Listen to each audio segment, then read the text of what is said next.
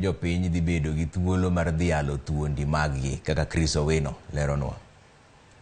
Jagoro mongirore e migawo mar arita kwe Karanja Kibicho nyose yangon ji maromo 22,000 igeno ni biro yuoro e nyasino e alap ma Uhuru Gardens e buore Nairobi. Counties mopogore opogore ma pacho kae bende biro dhialo nyasino ka kaunti ma Kisumu chano yango nyasino e alap ma Jomo Kenyatta. Kiny wan wabed gi gavana mwaluoro mwahero Professor Anyang' Nyong'o e grounds mag Jomo Kenyatta Sports Ground. E kaunti ma Kisii nyasino ibiro tayo alap magusi kendo Jo-dak ma e kaunti no ogwel mar yuoro e nyasino.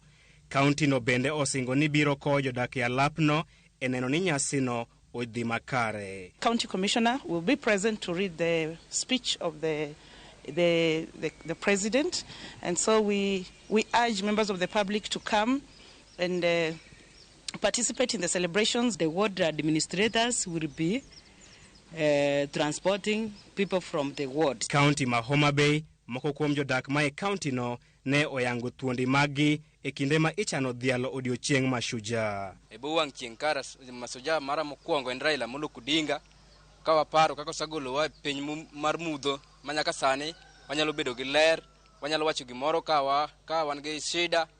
Agone Nyasaye erokamano. Namba 2, agone janyuolna te erokamano menwa gi wuonwa emomiyo pidha magik nyaka kama ntiere ni. Mar 3, adwana nyis joka Nyanam ni Shujaa machielo en Raila Odinga. Iyudo ka jok moko tho wuoya ni kawuono dwa pingo Raila. To tich mar Raila Odinga otiyo. Otiyo makata ok obedo president otiyo nikech okelo freedom waneno ka. Mawinjo ka nyithindo mane ok ong'eyo kuma noaye wacho niya ni Raila joga ahinya. Ojogi nade to in iwuonni to meru gi wuoru okedo ne mowuok.